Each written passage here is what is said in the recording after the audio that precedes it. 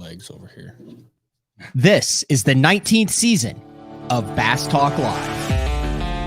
BTL is presented by Bass Cat Boats, Strike King Lures, AFTCO, Pro Guide Batteries, X-Zone Lures, Shoreline Boat and RV Repair, Spro, Gamakatsu, Big Bite Baits, The Bass Tank, Denali Rods, Beatdown Outdoors, and Sunline. BTL coming at you.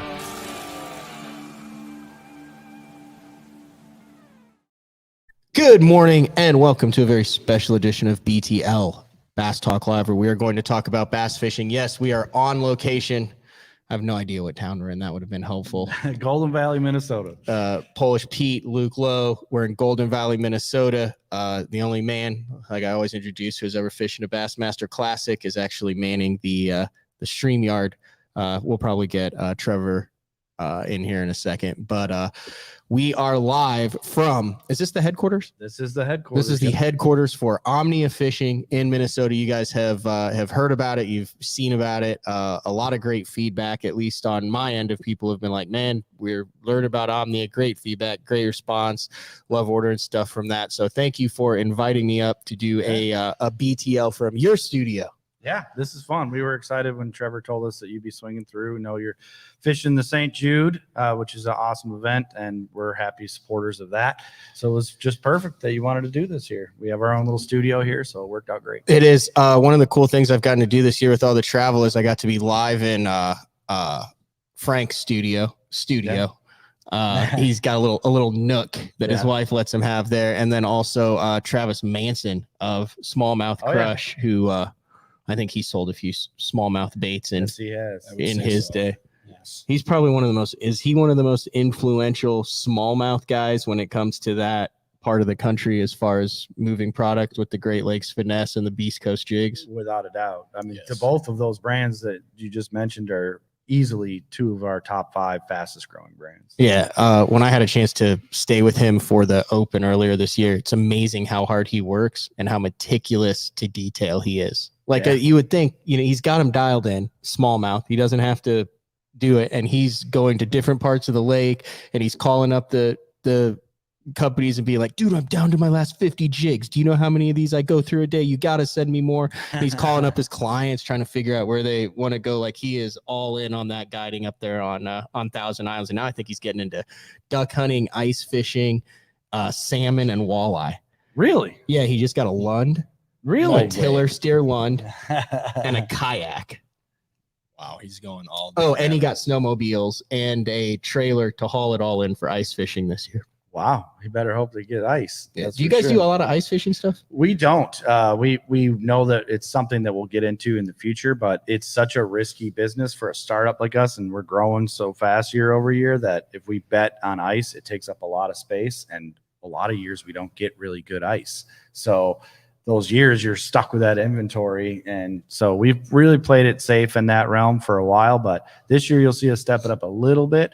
But down the road, once we're fully established in a large facility and all that stuff, I think that's when we'll double down on. When I was up here 2 years ago for my first ice fishing experience, where I learned what safe ice was, Yeah, and that if it's like cracking, that's a good sign because it means that it's making ice. correct. And then I had the little spiky things in case I went in because I didn't have a float suit. What are those called? Ice Picks. Picks, ice picks. I went fishing with you for a day. Yep. There 2 years ago. Did we do that? That was the backwater deal. Yep. That was with Bart and the Chronicles. Yeah, guys. that was a fun day.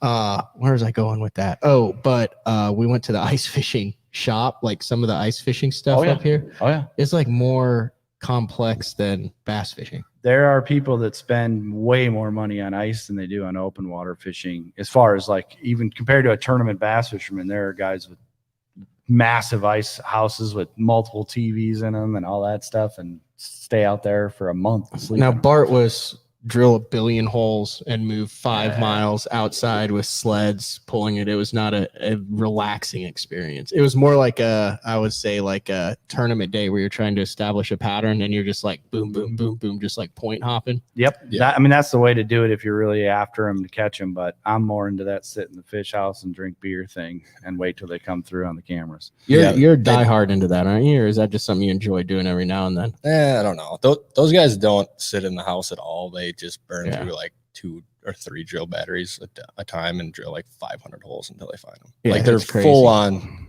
soaking wet and sweat, walking around in like negative 20 degrees. And then the even crazier thing is, like, if Randy Blockett came up and ice fished with him, he'd be so mad. Sitting in the truck, livid. He'd be so angry.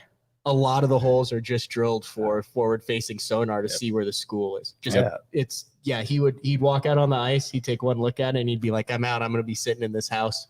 Oh yeah, eating some beef jerky.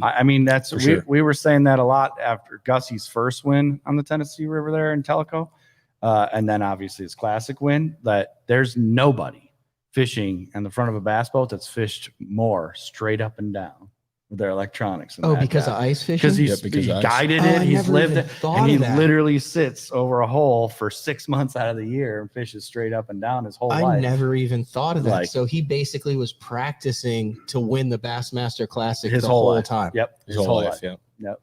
Through 6 feet of ice. I know that when Christie won on Hartwell, Yep. they had come out with the FF Minnow, or were coming out. It was a I guess a prototype, kind of under the radar at the time.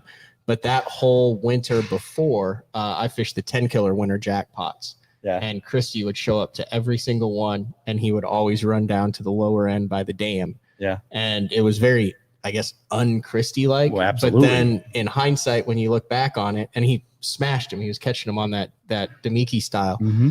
You're sitting there and you're like, dude, that dude wasn't there to fish the jackpot. He was practicing for Hartwell this entire time and getting comfortable, as a Garmin guy, knowing what the forward-facing technology would do and being like, I need to go catch pressured smallmouth on 10 killer to simulate what's going to happen at Hartwell. Yeah. Then he went right in that gut and did the same thing he'd been doing 3 days a week at 10 killer for the previous 2 months. It was really cool to kind of see that come full circle. Yeah. I mean, there's the people that have put the time in and committed to it are obviously showing the fruits of that labor.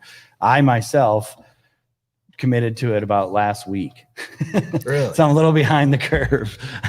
And it didn't go well my first go around. But then I got a day with Seth, and it made me feel a lot better. I'm more confident now. Yes, but it might have been just Seth's the fact that I was interesting takes on it. Yeah, he has. But he's committed to it. He's and he's getting good at it. And so it gave me a little confidence too to get out there and monkey with it with somebody who's actually catching them with it. So based on what you've seen with what Seth's doing, do you think there's going to be like a renaissance of these guys who I don't want to say had a down year, but got out caught? I think is the best way to say it. Like they still came in with good bags, but 16 or 17 got out caught by 18 or 19 on St. Clair and a lot of the fishes. Yeah. Do you think you'll see a lot of these guys like my age, that mid 30s, who thought we were all up on everything, and then like I got smoked in the open on it to kind of recommit, dedicate, and then come back around and be on the same level as the 20-somethings? Or I mean, it has nothing to do with age. It just seems like the younger it's just guys a commitment to that technology. Committed. Yeah, you got it. And I don't think that anybody has an option anymore. I mean, I think that writing's on the wall. There's no more debating, like, hey, I'm just gonna ride it out, wait till this wave kind of cools off and it doesn't get. I mean, look what just happened with the college stuff. Look at where it's going. I mean, it's commit or drown. Yeah, I mean, I think just like Seth, those guys know now that like they have to do it. So right now they're all the ones practicing for next year so that they can even out the playing field. But I mean, being out on the water with Seth yesterday, he was pretty committed to doing it. So. Yeah. All right, hear me out on this. This is something that I've had in my head that I just don't know if the market is big enough for the R&D and the money that it would take. But Mark Jeffries hosted the show for 18 years. His son's a pilot, flies for American now. So all through high school and college, whenever Mark was home, Mark Jr., it's Mark, that's confusing. His son's name's Mark too as well. Yeah. But he would be in his room on the flight simulator. Yeah. And he would do cross-country flights, and he'd come out and get a drink and stuff, and it would be on like autopilot, and he would land at actual airports and take off at actual airports and accrue points. And it was basically like, I mean, this thing was like a flight simulator in his house. No kidding. Is there a market? Is there enough? Can we not have a forward-facing sonar simulator? So, like, let's say you live in Minnesota. Yeah. And it's Frozen. icy 7 months out of the year. You have a foot pedal, you have a trolling motor shaft, you have some sort of sensors or something, but can you not do the exact same thing as a live scope simulator where you're actually looking at a 10 to 12 inch Garmin, Lowrance, Humminbird screen, whatever, and picking out targets and hitting distances and scoping and identifying to where you are. They do it in NASCAR, don't they? Have absolutely an IndyCar, and they do golf. They do it in everything else. My only thing is the market big enough for something like that? That's a good question. I don't know if it's big enough for it, and I just don't know, how, because so much of it now that you've got this crop of kids that we've all see coming into the sport that are just awesome at it already. They've grown up on it or whatever. A lot of it, at least in our region up here that I'm noticing, isn't so much to people's inability to see them or anything like that. It's how to actually catch them and fit. Because as you know, even myself, I've been able to stumble onto them and I can see them. It's just that commitment to actually learning how to fish your baits properly and get them to go on forward facing sonar. So I think without the ability to catch them, practicing with it, I think it'd be tough to get a big commitment out of the manufacturers, because I don't know if there's a big call to action for it. But what you're saying is intriguing, because I could sure use the practice sitting here in the office some days. I mean, I think the other thing with northern guys is what they get is there's so many different species down in our lakes. Oh, yeah, that's true. That guys are really able to learn how fish act with baits to get them to be able to bite to catch them. So it's like you're out of Minnetonka and there's 4-pound largemouth swimming around with 23-inch walleyes, and they look pretty similar on live scope. Yeah. And then it's kind of just another way that you can learn. But even to his point, now that you're saying it, You could learn first that I've thought in a about it. simulator. Yeah, if the simulator was helping You could tell, like, is that a school of perch? Yeah. I mean, You could they're have living different in the same fisheries spot. that have the different fish on it and how they do it. So you could, like, go scope the lower end of Grand. You could scope Mille Lacs. I mean, you'd have a different. Yeah, it's an interesting theory, and I definitely think that, I mean, I need it. I know that much, but no more Xbox. You're just simulator scoping. Like I said, I'm not, this isn't a good or bad deal, but I don't think I've ever talked about that, but that's been in my head. Like, I'm sure I'm sure there's a lot of guys who have thought about that, because I mean, it is, you say video game fishing. Well, why don't you turn it into the actual video game? And I think a lot of it also, and then you did it as muscle memory with the foot pedal. He was talking about that to me the other day. Actually, I have an Ultrex. Yep. And I was in Seth's boat looking at his a little bit, and he's running the power pole. Yeah, it's so different. Yep. Like my muscle memory with my foot to my casting to with what I'm looking at with my trolling motor. I'm just so used to it with the Ultrex, and then going on Seth's. But you were even telling me, because I struggled immensely, as I pointed out, my first day out, really committed to, like, I wasn't going to stop. I was not just going to stare at everyone's. You were saying how many times you keep taking your foot off the pedal. Oh yeah. And it's like, that's all I did. And as soon as you said it, I'm like, oh yeah, 100%. I would tap the pedal, put it somewhere and step off of it right away. And you were telling me it was a big thing to learn, to keep your foot on the pedal the whole time. And that micro adjustments. Yeah, exactly. Because as the boat's going one way, you have the fish going the other way. And then in order to actually focus on catching the fish and read the fish's behavior, you have to do that second nature. Yeah. It has to be like, you know how hard it is to fish docks if you don't, if you have to look at the arrow on your trolling motor. It's like playing hockey, right? So like in my last year I played, I got moved from center to wing. Yeah. Because I missed 2 weekends for bass fishing tournaments, which doesn't go over well for the team, right? Yeah. And I moved to wing, and I'd always just been a natural center. But then when you move to wing, you start thinking, like, chip the puck out, gap with your D-man, when to pinch down, off the glass. And when you start thinking that stuff, you're freaking done. You're a fourth liner instantly because there's that split second and you have. I think it's the same way with fishing and what we're seeing. Yeah. No, it was a great point. You got to be like that with basketball. You're a D1 Minnesota Gopher athlete, right? Like, I mean, is that the same way? Like when you're shooting and stuff, if you're actually having to think about anything, like that's when you start clunking them. Oh yeah. If you're thinking about it before you're shooting it, and just whether you should shoot or not, or trying to think about your mechanics, it's your percentage is going to go way down. It's the same thing. Which is time on the water. Yeah. It's just a lot of time on the water, which I got to fix. But yeah, back to your point about the foot pedal. It's like the resistance of each foot pedal is so much, I feel like, different. Like the speed that the heads can turn, rotate. Yeah. You're trying to follow a fish as it moves, but the wind's blowing this direction. The head of the boat's going this way. You're trying to follow the fish. Your foot just gets used to the resistance of the pedal. So, I mean, it was different switching, but once you've time on the water, once you have time on the water with your whole unit, I mean, I think that's just what it is. You just got to, it's the kids that are out there in the opens that are just, they have all that time on the water. Like they are committing to spending that time doing Makes sense. Their thing. From a business perspective, then, I mean, you are Omnia Fishing, you do sell baits. Do you, how has this impacted bait sales? Like, is this the Alabama rig all over again, where people who make things that aren't forward facing are like, it's going to ruin us? It's interesting. It's interesting to watch even big manufacturers, mid-sized manufacturers that are so reliant on historical sales data, really getting frustrated with the fact that a lot of historical baits are not moving So, at like, the same what's rates they down? were. Like, are you allowed to say that? Yeah, Like, crankbaits, right? Crankbaits was, I mean, it was a tough one for us. And we started, imagine, we had really small budgets. We were really trying to be smart and strategic. So I'd do all the homework I could do to get the best 6 colors of pick a crankbait company. I'm not going to say anybody in particular, but like, you get the best 6 colors and best 6 sizes, right? Go say you do your homework. King. That's a crazy Strike King or a Rapala or any of them, 6 cents, Scro, even. all that.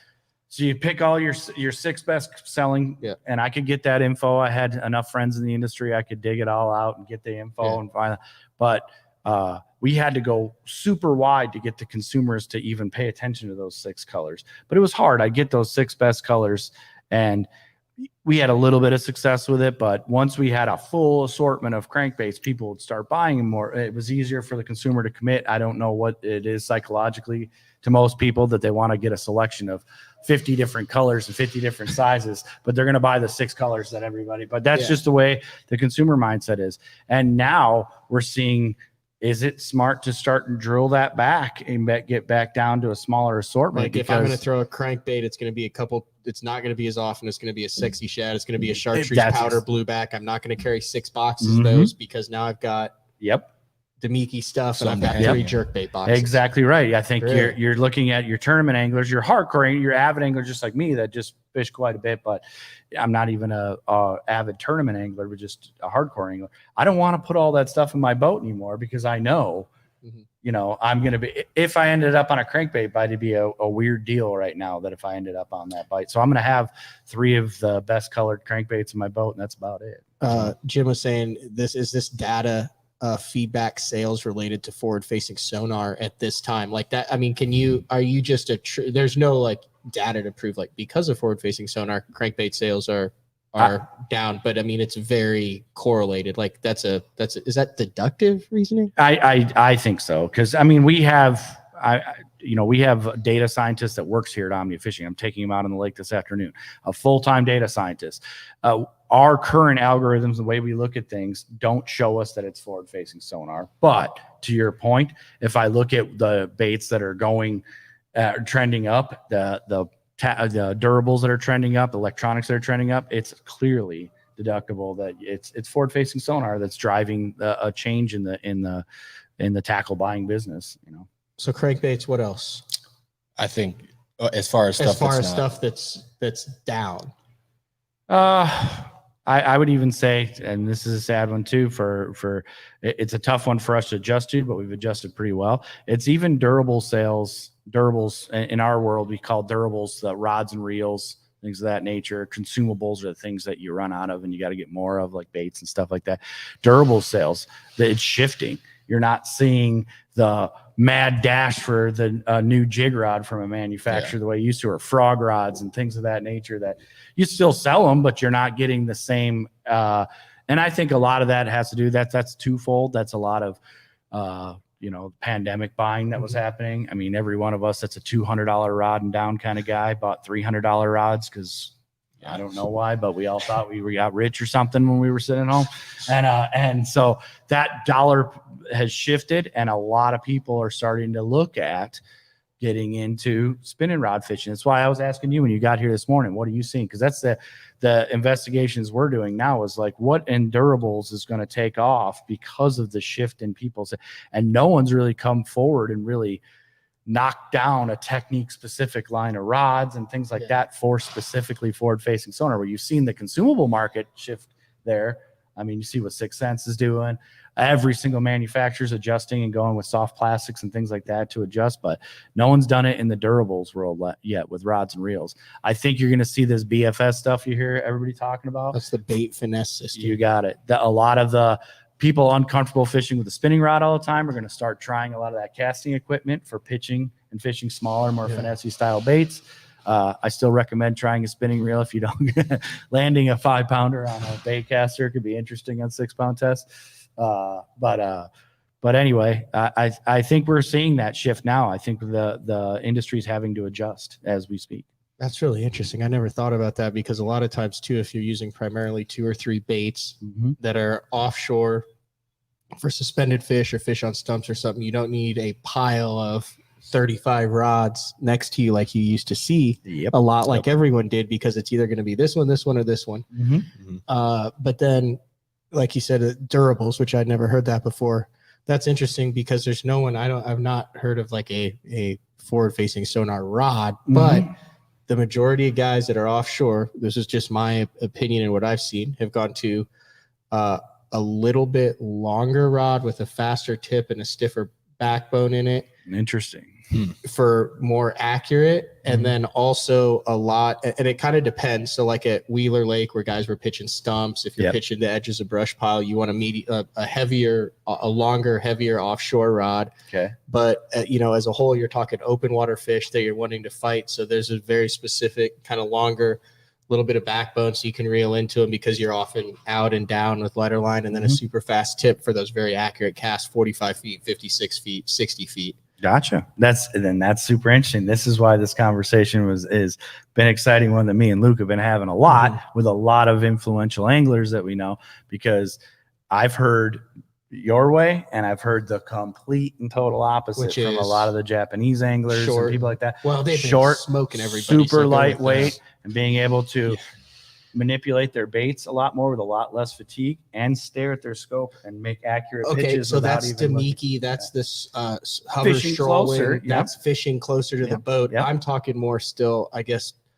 redneck forward facing sonar with a 6-inch robo worm on 12 and 14-pound test, because those fish are hitting it out of reaction. So I'm doing the zoom, they bite it or they don't. They're actually enticing that fish into bite, which I don't do a lot of. I mean, I've got that core tackle hover stroller and some of the stuff from Gamakatsu and the little baits, Demiki stuff, but I haven't like unlocked that. Yeah, unlocked it. Apparently I need to go lighter and shorter. Yeah. I mean, I think what we're looking at, and this is just my assumption early as we're doing our homework on it, is it's not so much like the way it was where a long rod for a long cast, as much as it's where are you fishing that bait in the water column. If you're fishing it up super high in the water column, do you want such a long rod? Because you're constantly manipulating that bait and kind of having to stare at your screen. You don't want to look at your rod. You don't want to look at anything else. You want to be staring at your screen and manipulating that bait. So shorter, light powered rods that are really, really non-fatiguing. If you're overworking the bait somewhere up in the water column, I think that's going to get popular. But, and then to your point, if you're throwing way out there and sinking it 30 feet down, you're going to need some backbone and some length to clean up that line and get a good hook in that fish. So that's where your longer rods will come into play. But I think that's the next thing we're going to see is people start adjusting to that kind of stuff. Interesting. What are you on spin? Have you adjusted your spinning rods and stuff yet? I was like you. I like a 7.6 longer rod for getting it down to the bottom on far casts and get a good hook in them. But I don't know. I could see the really short, like a 6.3 rod doing that mid water column, fishing something with live scope. I could see me converting. I mean, you look at what Koi has done, and Taco. Taco Ito, and some of those guys. Like, I mean, you can't argue with success. No, I know. That's the thing. And they have been notoriously protective of that stuff so far. I've got to talk to people that have been trying to film them, and I've tried to film them, and people, and they have been very tight-lipped and very secretive about it. Which is ironic because they film freaking everything. That's exactly They right. have 9, like the Japanese anglers are the most documented Mhm. anglers on tour. Like they do a very good job of documenting all the different lures. And after every day, like Coda was at the last open and he had a film crew there with him. Yep.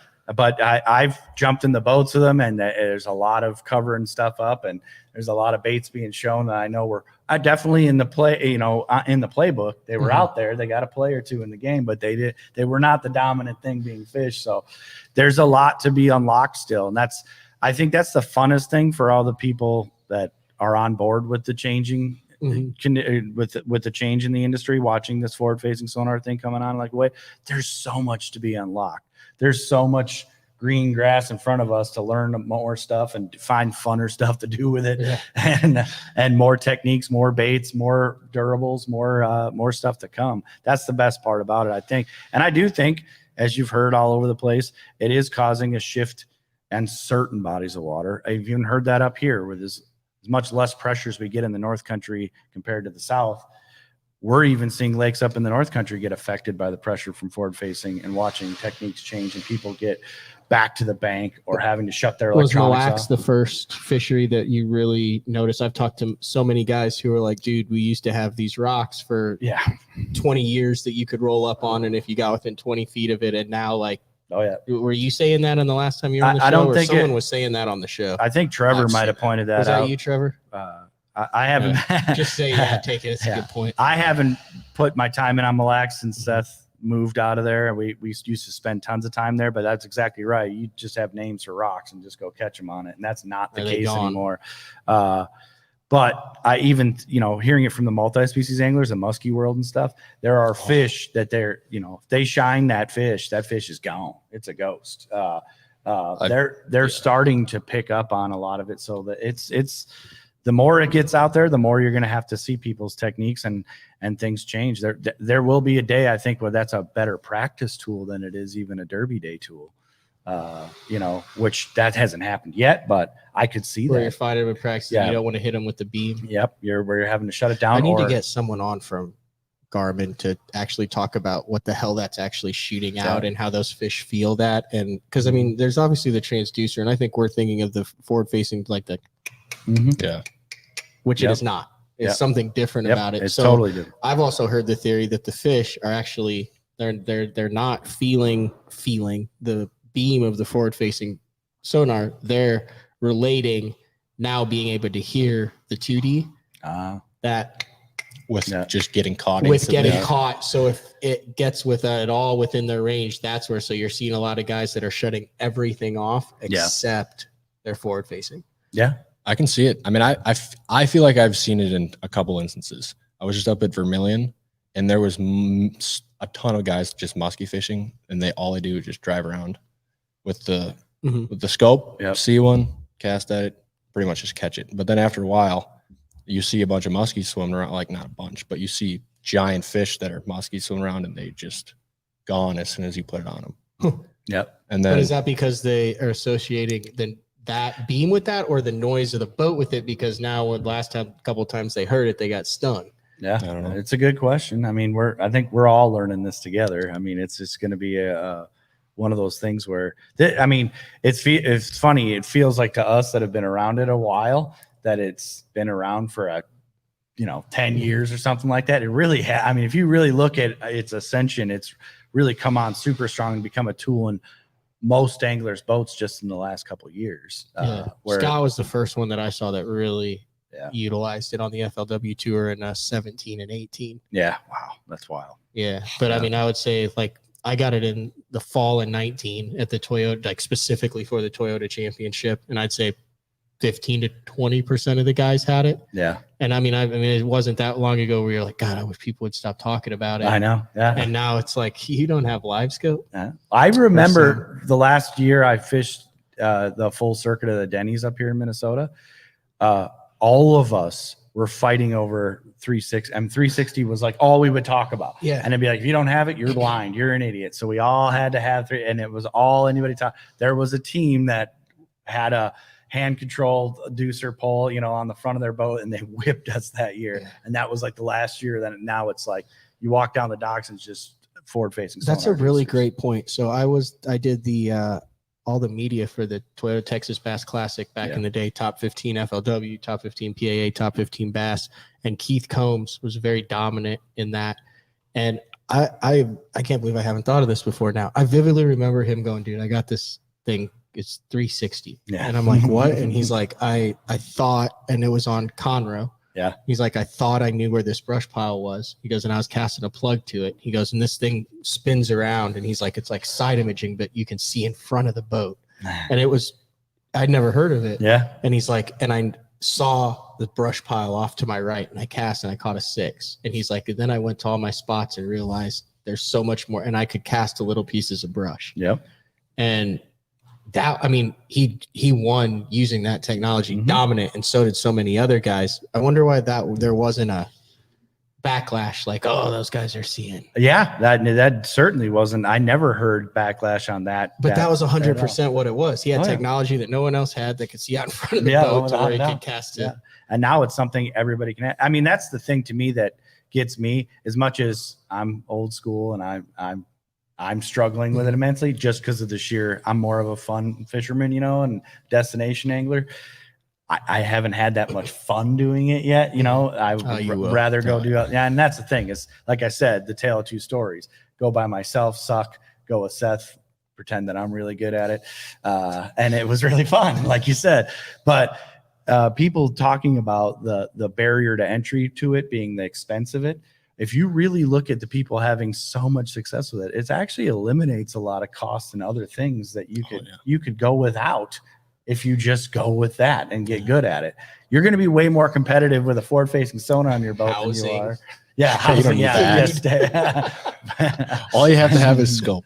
Yeah, exactly. But I mean, that's the thing is, I would talk to the guys that work here. All of us, are looking at the expenses of things going up in the world, the inflation on everything, and it's like, man, you could really go without other things on your boat that you used to have to be competitive. Tackle.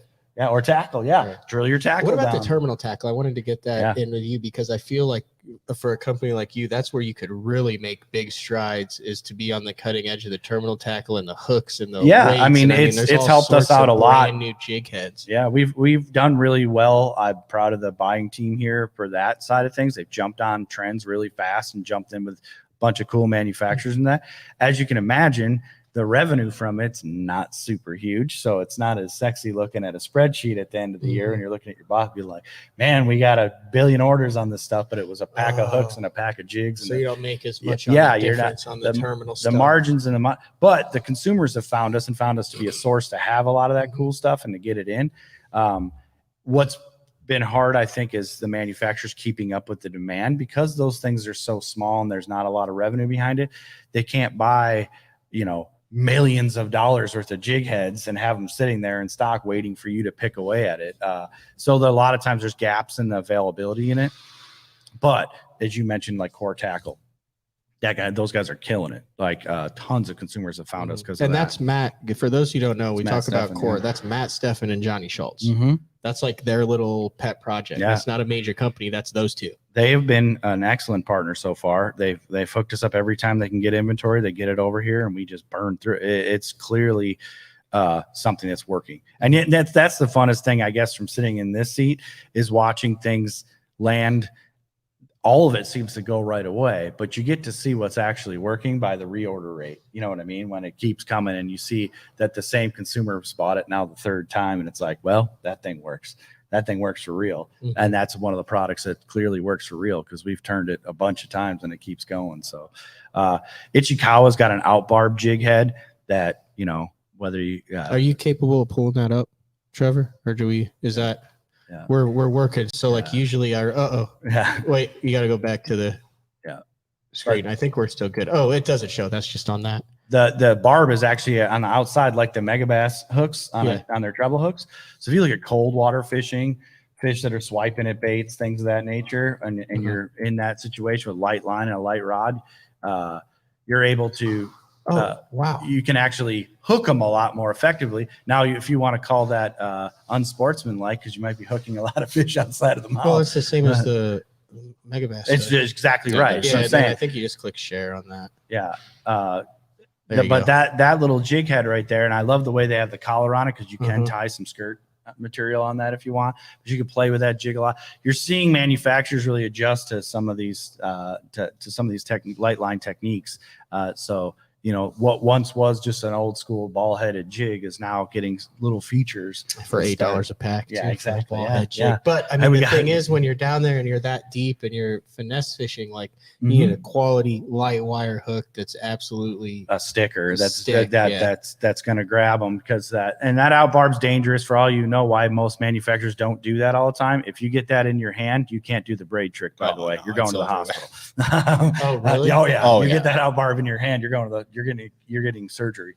I'd heard that with EWGs too, yeah, but then yeah. I watched Kevin rip that like 1/3X EWG out of his palm at Toledo Bend, and I was like, oh, I guess it works with the For sure. mustad. Yeah, if you just get it under the surface or just in the top layer of your skin, then Oh, and that's like the just most. rip it out. The only thing we use it for is jerk baits, where all you're doing is every fish you're like, oh, made it through that one. Yeah, exactly. Literally. Have you ever seen one? Have you ever seen an outbarb in a?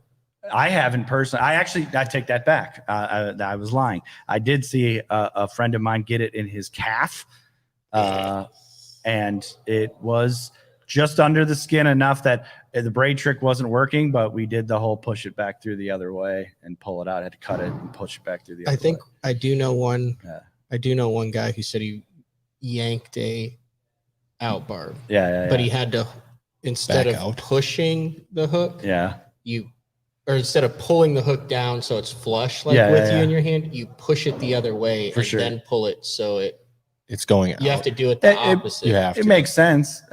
From what I've heard, if that thing goes straight in you, and those hooks are so sharp and fine wire that if they go in and they're down in the meat, below your skin level, you're going to go get to the doctor. But if you think about it, in the fact that what that jig's designed for is, let's say there's offshore pressured fish that you're the guy figuring out how to get them to bite on some little 2-inch, 3-inch hand poured worm or something like that.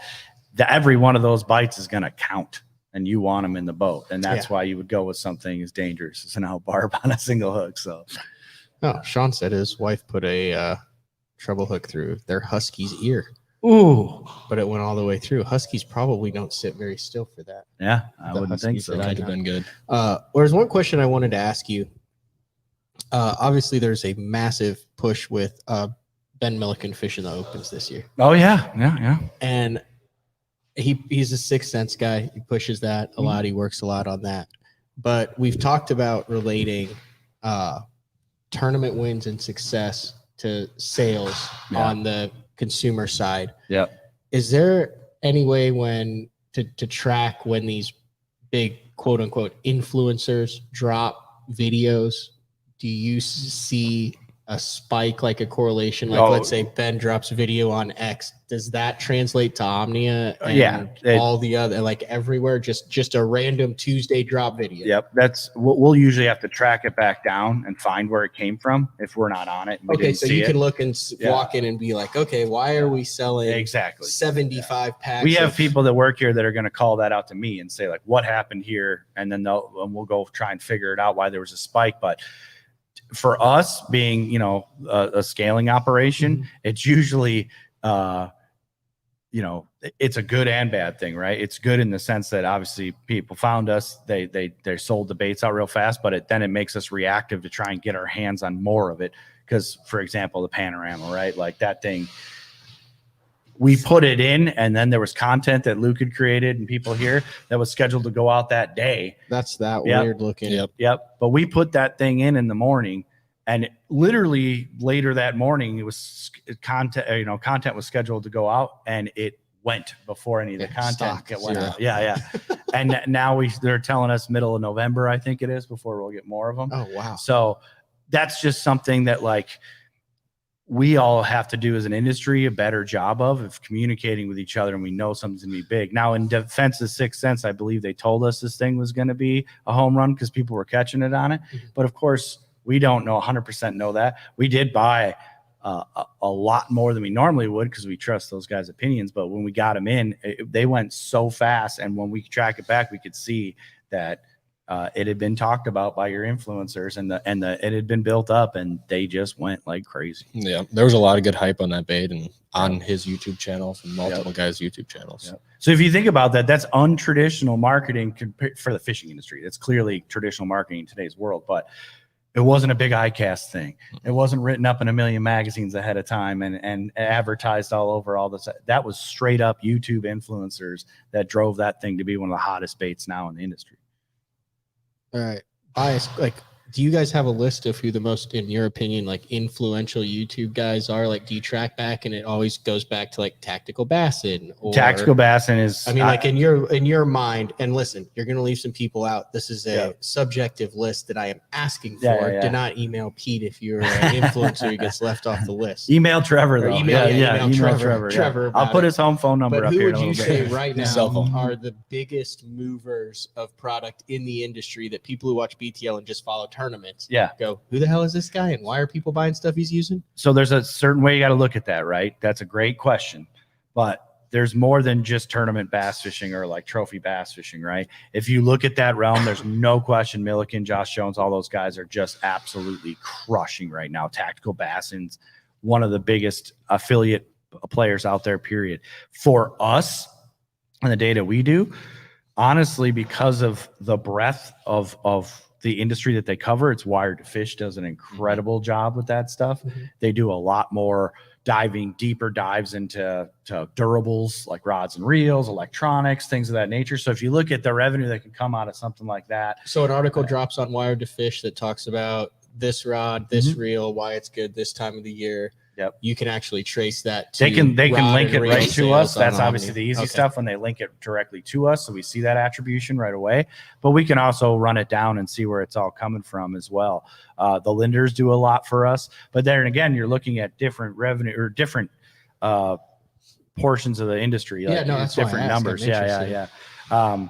I do believe, and I'm a nerd in this sense, that being the fact that I pine for the days of multi-species angling and destination angling, the influence of that's going to get bigger as the parts of the industry outside of the tournament bass fishing world start getting more committed to the YouTube world.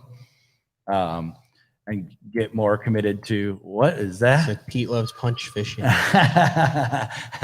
There's a whole bunch of different options, or a lot of green grass out there in front of the multi-species YouTube players because they haven't played in it as much as the bass fishing. Yeah, it is. It doesn't seem like. I mean, Guggen a little bit when they started were real multi-species. And I think John B does a lot of like trips for, but those are like I've seen Amazon Alex Parrott fish. doing a lot of stuff like that, and that has absolutely made a difference. And I think there's a lot of hunger out there for that kind of content. So I think you're going to see multi-species stuff get up there too. But right now, I mean, just for a shop that's got 30,000 bass fishing SKUs in it right behind us here, your Millikens, Josh Joneses, Tactical Bass, and so big bass guys. Yeah, big bass like guys, serious big bass guys. So have you noticed over the last couple of years the pond, small time, challenge YouTube channels and stuff aren't as? We're seeing the traffic there. Yeah. The bait sales for us that are, because our assortment so refined for your tournament angler currently, it's more your tournament guys, even like Castledine stuff. Like you start looking at pockets regionally around the country where people are doing tournament recaps and things like that. That's done really well. Trevor mentioned like Hellabass and punch fishing and all that stuff. Those guys crush it for us when it comes to tackle reviews on high-end stuff, or Hellabass more in like the tournament, like fish catching stuff, what's working in tournaments. Oh, punch fishing the channel, not like punching grass. No. That's what he. But like tackle reviews for high-end stuff do really well too. I was like, that was an interesting note. Like, congratulations. Who doesn't nice, like punching up a nice 5-pounder out of the slough? Exactly. But I think a lot of the anglers miss that opportunity that are trying to get into YouTube, that are tournament anglers, of doing recaps of their tournaments and linking out the products and working There's with that it. days. They don't want to do one. It's a lot of work. Yeah. It's not as easy as it sounds. It's a lot of work. So the last show I did with Yeah. you guys, I went through it. I licked every single product Yeah. that we talked about in that Mhm. show. Oh yeah. And I was like, dear God, Oh yeah. Oh yeah. I need an intern. Yeah, I know. It's not easy. A lot of people talk big that they want to do it. They want to be an affiliate, but the affiliates that do really well at it, it's a full-on commitment, and it's hard. It's tedious work, but Mhm. it will pay off. Like anybody on your radar that I think Pete mentioned most of the big time ones that are really popular Mhm. right now, but just a side tangent of that of why that's happening. I think just the saturation of what has happened over YouTube. And you mentioned those videos, like the pond hopping videos. I think there was just so much of that. Mhm. But now the new content, guys catching 15 pounders in Texas and showing a screencast of their live scope, that's just a whole new Mhm. content for people to view. And then if they try to sell you something in that video, that's why I think I mean, it's it has to driving. be easier to sell stuff that's got a 12 or 15 pound. I mean, those the It Texas should, bass yeah. is all the Texas bass Uh, that they're getting on camera. Clay always comes to the BTL chat with the hard questions. Subjective, in your opinion, same question. Which Yeah. anglers move the most product? Now, this is also Omnia, and you also have to remember, you guys Yeah. are nationwide, but Yep. heavily in the north. Started in the north. We are up in Minnesota Yep, here, yep. so this is going to vary. But just throw some names out and get in trouble. Yeah, well, some of it can, and I don't think anybody's gonna be surprised by this one, but this is I can get the Wired to Fish guys to back me up. You can go ahead and ask. Seth is absolute hammer at moving stuff. He's got that reputation of kind of calling it how it is. He And just doesn't give a damn. Yeah, he's gonna call out the baits that actually work. It's hard to get him. Trust me, I've tried to get him to lie a bunch. It's tough for him to do that. So Seth does move the needle quite a bit. Some of the people that are not affiliated with Omnia Fishing, but I can just tell because they move a lot of baits. Zona still has a massive influence, especially in that smallmouth world. Christy is really good. Really. Gussie's been great for us. Gussie's been really good for us. I think, we'd all be remiss not nailing Wheeler, Polinick. Polinick does a really good job with us. I mean, he put X Zone on the map for us, for sure. Trying to think of who else. You got any, Luke, off the top of your head? What about like the older guys? What about like the Jimmy Houstons, the Bill Dances, the Roland Martins? I Like think that whole generation. Did they? We got in. I can tell you for a fact from my old days, and I wore a brown shirt and worked at a big giant box store, and I worked at that company. Oh, you were a UPS guy? Yeah, I was a UPS guy. Have we had this talk? No, I was Jeffrey's worked at UPS for 25 years. I was a Cabela's guy. Oh, Cabela's. yeah. I thought, well, that describes it's a big UPS. ass box store. too. Yeah, Does it yeah. not? Does that not describe? I didn't I mean, know that's there what I as thought well? he was going. box store. I get it now. All right. But no, I was a Cabela's guy. I watched their influence was immense. The Allanders, Jimmy Houston's, Bill Dance, Dancing Eels, all that stuff. Yeah. We would sell the fire out of that stuff, and they had massive influence. By the time we started this thing, I remember Omnia is basically in retail, not even 4 years old yet. Right.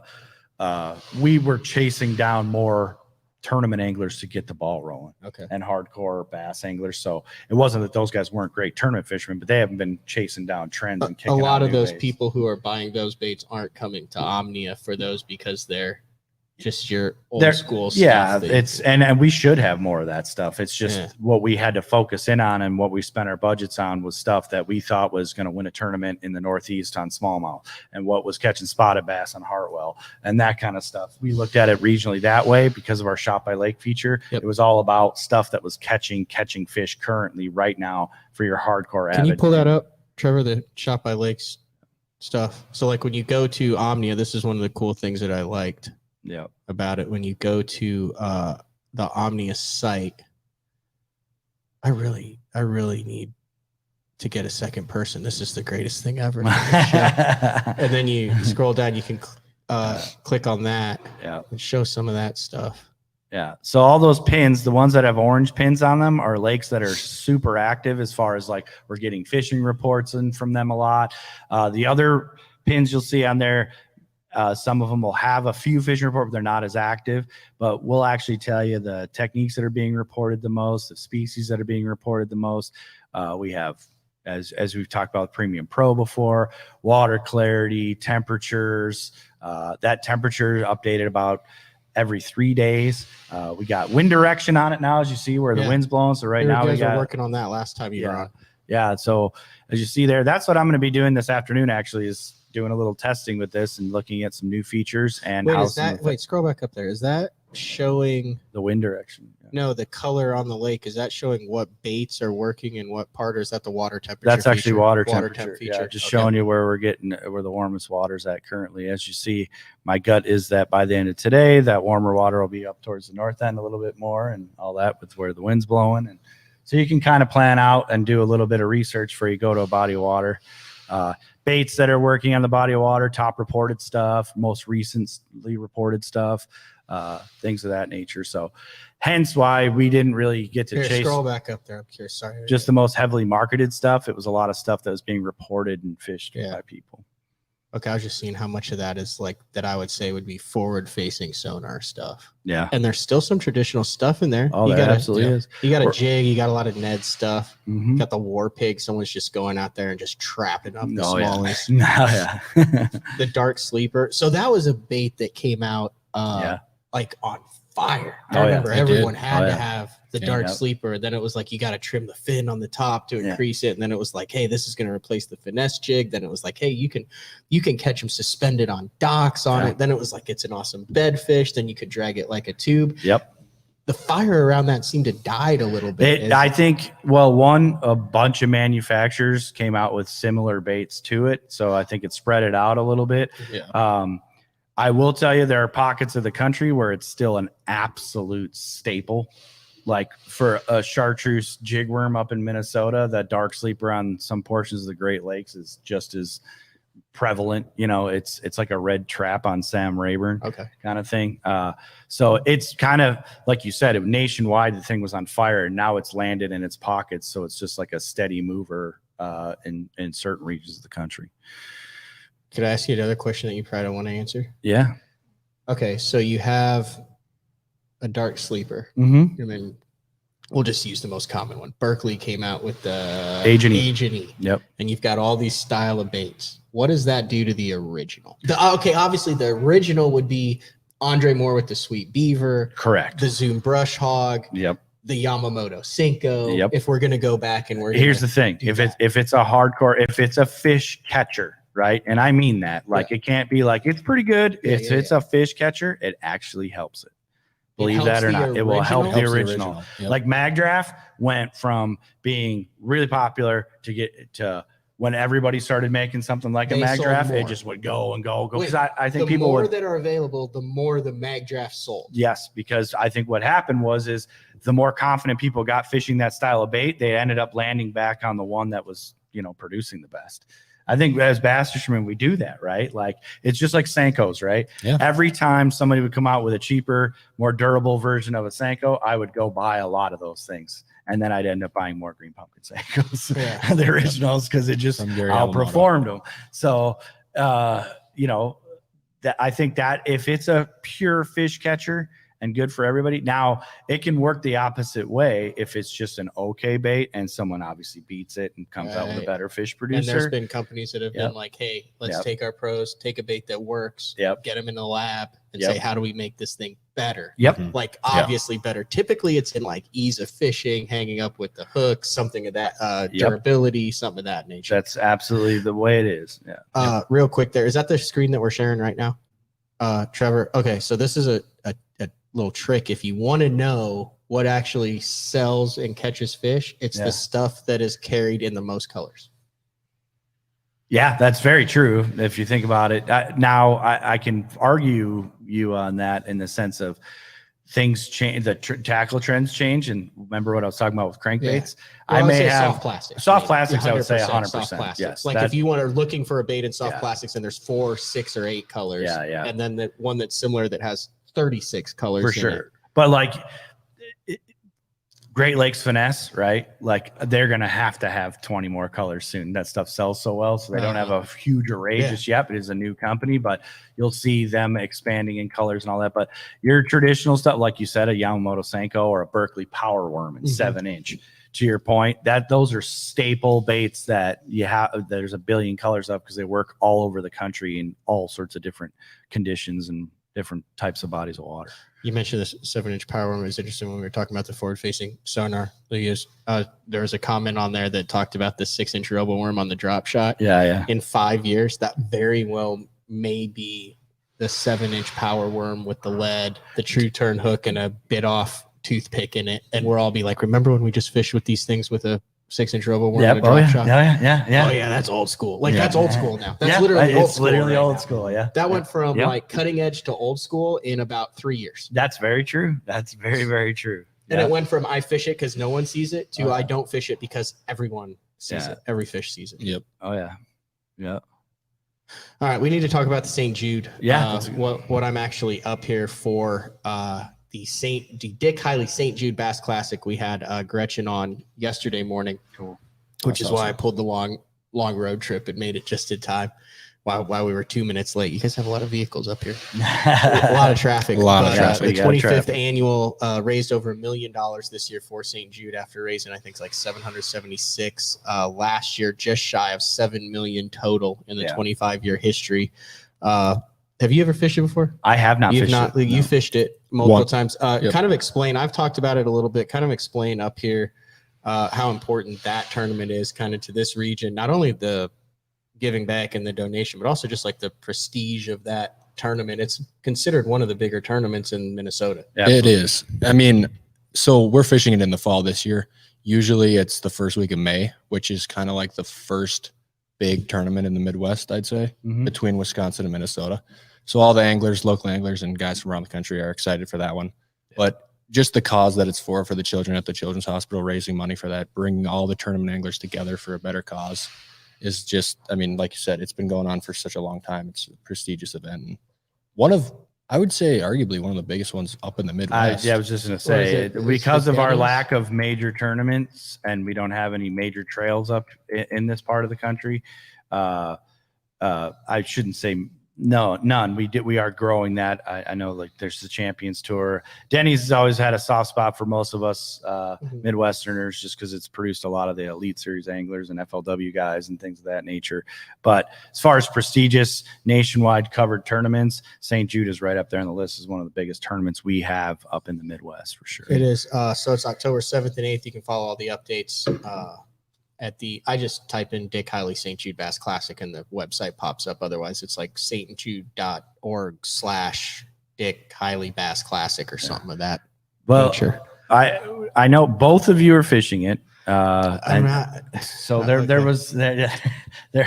was talk ahead of time that there would be some sort of challenge between the two of you. Yeah. And this morning, as you arrived and came in, there was already both participants were backing up away from the challenge. I want to know the details of what was the original premise of the challenge and who started this challenge. Well, we both fished this tournament last year. That kind of started last year. Okay. So there was just some friendly jabbing back and forth? A little bit. Okay. And now we want to put some stakes on it potentially. Okay. To see who could finish the highest in the tournament. Yes. And so the original idea was the one chip challenge. I feel like that's so 2001 though. It still would be really fun to watch. I'm just saying for everybody watching out there. I will say this live on air. I am relying 100% on Adam Bartuzek for our results in this event. Like, my job is to cast and catch here, not to locate, find, and assess. And I will say, I'll back you up. I have heard the same thing, that people are dying from the chip challenge. So, and I'm not saying that it's bad. I'm just saying, I'm putting my life in the hands of another man here when it comes to the one chip challenge. Now, I have full confidence in Adam. We had a good event last year. No. And he's assured me, he even texted me just now, he wants a specific type of hook. He wants me to see if they have a specific type of hook that we could swap out for a specific type of bait that he plans on mauling them on. Okay. This week. All right. I have to get with you after that. I will not show you. Can help you out there. All right. Because I don't want to give it away. But I mean, have you ever done the one chip challenge? I have not. Luke, by the way, pointed out to me that he thinks pepper is hot. So that is correct. So I do not eat hot food. If I have to do this, it could be ugly. So Well, what I'm saying is I understand, since we did learn that they're even hard to get the chips now. Mhm. So can we just land on something else? Okay, I mean, we could open it up to. Okay, so I'm fine with the one chip challenge. I would be interested to hear what people say we should put on the why line. can't we like put a box of fine meats from like Omaha Steaks or More something? delicious items. Yeah, like hey, like you gotta. But one of the elements that we are doing we're doing $100 donation to next year's team. Yes. Hopefully, I won't be able to fish it next year because I'm fishing the opens. Oh yeah. And that would mean that I'm still in it. But I will if I go throw a stinker up on the board. Then you'll come back. Yeah, I'll fish it. dump an open to fish it. Oh, so, okay. Yeah, Must friendly answer rivalry 5. with Luke and Panger. Highest finisher, one chip challenge. Loser eats it during the next guest spot. And has to answer 5 And questions. must answer 5 questions after eating the chip. Wow. That's a lot, That is a lot. especially if they're in-depth questions. Well, we need to hear from the I mean, listeners here. Unless there's something else that one of the listeners. That's Yeah. safer. Try those hot peanuts. Hot peanuts. 5 levels of insanity. Yeah, we'll do that. We'll do something that would be uncomfortable. Maybe it would be like bear mace and then the 5 questions. Okay. I mean, that's probably the same level as the one chip. That would really incentivize you. Well, we'll land on something. I just had to bring that up because I was excited when I heard about it, and I needed to know who came up with this whole. Shave your heads. Nah, I mean I'm Yeah, pushing we do 40 and I still have a head of hair. I don't want to go for Hey. 6 months without it. I'm sure that's going soon enough. Yeah.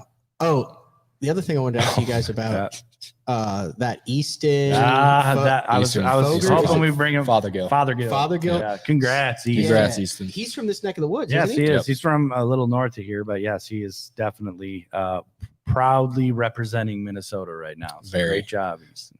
And the other Minnesota angler who made the classic through the same route is sitting to our right here, Yeah. Trevor. So Trevor, do you want to come in and Yeah. talk about Easton, like what he's about Here. to go through? you can steal my spot. Okay. All right.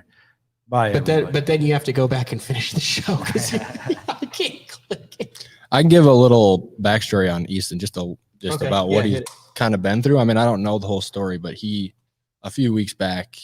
than a few weeks back, he had brain surgery. So just to be able to overcome that and even fish this tournament is amazing. I know pretty much everyone in Minnesota and a lot of people across the country were pulling for him, and he wrote an amazing story for winning this event. And just the adversity he had to come through in order to win is very impressive. So it's a We're huge congratulations. talking about the College Classic bracket where they take the top 4 teams from the national championship. They pit them against each other in bracket style. They fish it all the way down. They picked it was a very sadistic thing that they did. They picked Milford Lake in Kansas, which is not the easiest fishery to catch a bass on or get to, but that's neither here nor there. Honestly, I think that lake's probably a little bit better than Dubay when we fish. Yeah. So you've been through this exact experience, what they saw. So it came down to Tucker Smith and Easton, and it was right at the end. Tucker had the lead, then Easton caught a couple, then he caught a couple big ones at the end. He's in the Bassmaster Classic. He gets to fish, gets $7,500. He gets to fish the Bassmaster Opens, all 9 of the EQs. It's a hell of a deal. Yeah, it's super cool. Like I said, being the first college kid from Minnesota to win it back in 2015. Now we've got another one in this year, 2023. And I think the cherry on top is he's actually fishing the Classic where I fished the Classic as well. Oh in yeah, Tulsa. he is. So hoping, I'm pulling for him. When I fished the Classic, I didn't catch a fish, but I still had a great time. And hopefully he can put one on. What is the pressure like looking back on that, going into like a final day of a bracket? How old were you at the time? I think it was 21. Yeah, he's like what, 19 or something like that?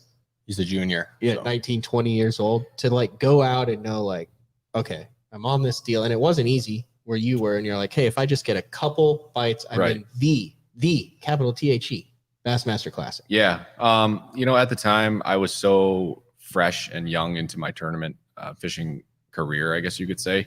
When I won that tournament, I think it was like maybe the 9th tournament I had fished in my life. So for me personally, the pressure wasn't extremely high in the sense of, obviously you want to do well, but considering that it's the 9th tournament of your career ever, there's kind of a little bit of Naivety. Yeah, or even just understanding like, hey, go and do your best, and if you come up short, you put everything out there. But it's a little different nowadays because these kids are coming up from the juniors, and then they're fishing the high school, and then now they're fishing in the college series. And there's so many new platforms for these anglers to get involved in at such an early age that I feel like there's potentially more pressure on them.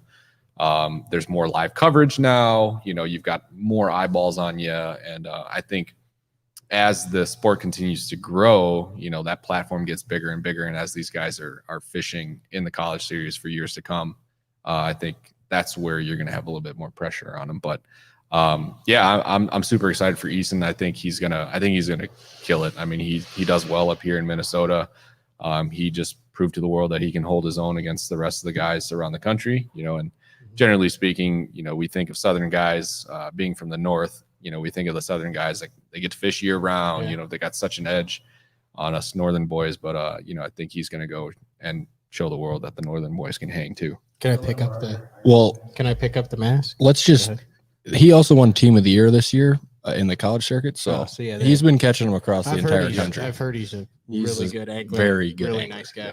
I mean, he was going up against the Michael Jordan of high school and college fishing in Tucker Smith. That guy literally has a trophy case, and he's 20 years old. Yep, absolutely. So it's great for him. I mean, I'm sure Tucker's not thrilled not being in the Classic. I have a sneaking suspicion he might be in a few Classics in his day. So probably. Yeah, he'll be there. He'll survive in advance. Yeah.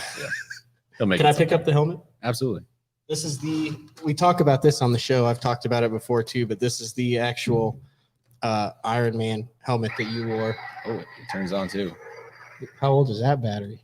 It's been the Iron Man mask that going. you wore in the Classic. Oh yeah, you really can't see out of that. No, it's you put it on for takeoff, and as soon as it blast off, all show, no go. Yeah, absolutely. Yeah, it's a very it's a driving hazard for sure. But that's cool to know that was in the Bassmaster Classic. Absolutely. And you get to look at it every day. Yeah, it's the wallpaper on my computer and everything like that. I've got this sick takeoff picture. You got some fog because it was freezing cold, and then me behind the dash with the mask. Anything else we wanted to make sure we got in here before we'll bring Pete back in then and close her out, and I'll actually get a tour. I walked in, the show started at 8:31, and I walked in at 8:27, and you were like, "Hey, let me give you a quick tour." I was like, or we'll just go live right now. Just go straight to where we're gonna shoot this. Yeah.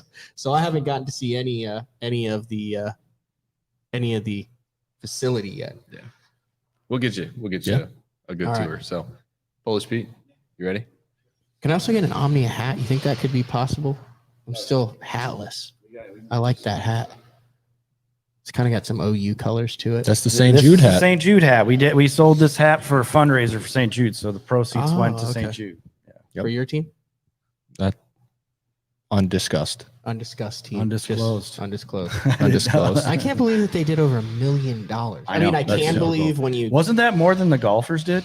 I don't know. I wanted to say that was the goal, was to beat the golfers, and because obviously there's much more money in the golf side of things. Like the PGA, St. Jude, invitation. Don't quote me on it, but I thought I heard it was they were somewhere around at 750, 800,000, and the bass fishing bums raised $1 million. So good. That's cool. We'll work on it for next year. Hopefully have 2 events, one in Oklahoma and one in Minnesota. Big shout out. We had that at Giesenbrauer Beer Company. Yeah. Giesenbräu. It ticks Adam off I can't remember the name of how to say it. I was close this time. Giesenbräu. He had the Crappie Chronicle guys, and there were tons of people who came out. Nice. For your fundraiser event. Yeah. Jim, we'll do a full kind of EQ show that kind of breaks down my year and what's next year's going to look like next year when I get back in studio. Also, next week, Mike Iaconelli, fresh off of his Hall of Fame induction, will be on BTL, and then we will be live tomorrow at 8:30 p.m.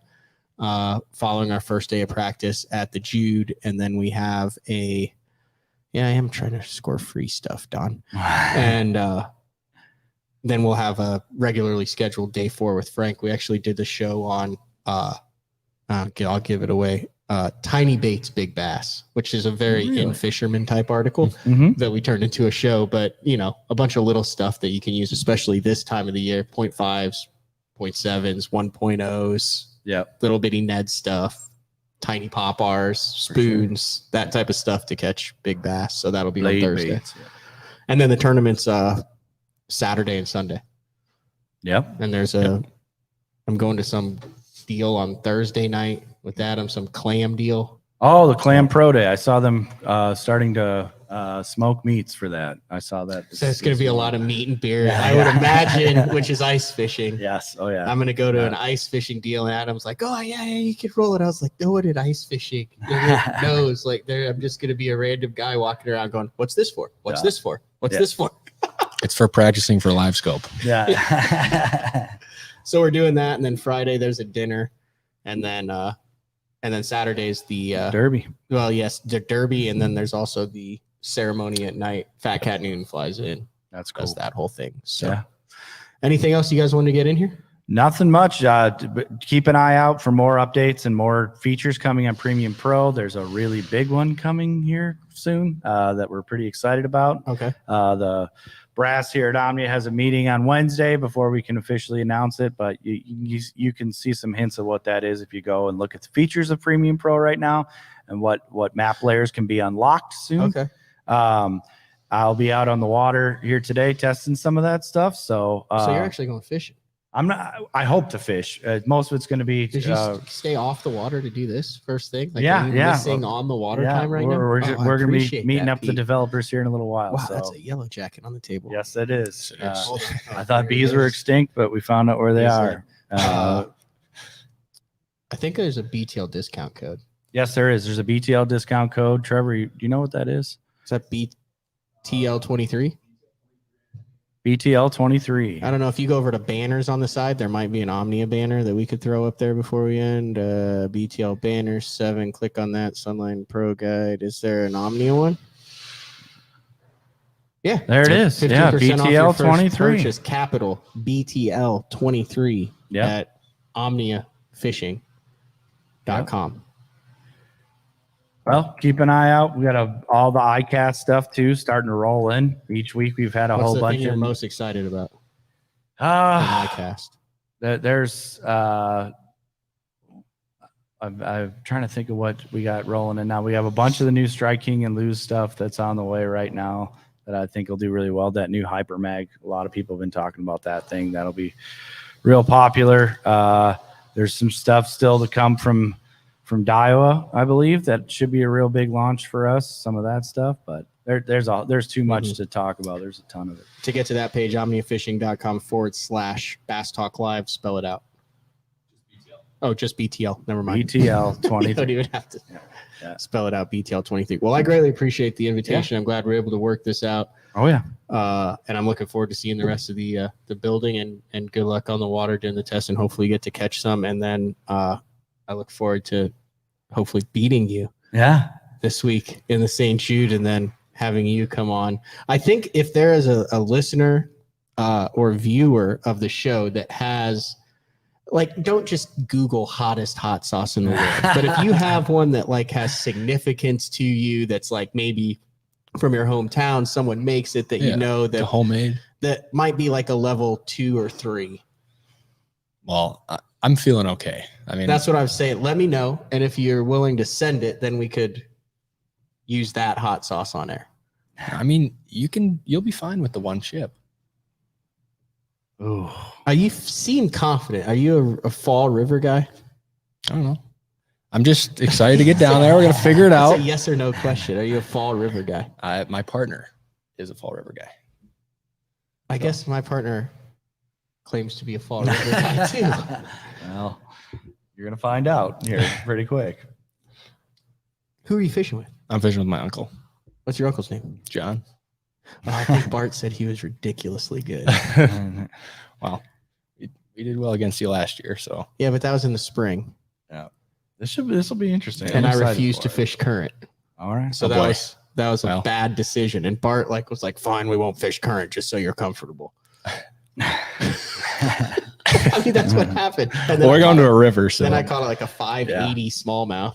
Did you really? Yeah, Yeah, he had a or- huge one on yeah, that one. massive. It hit like from me to you. Yeah. Went shoom, shoom, shoom. On the third one, he got the net under it.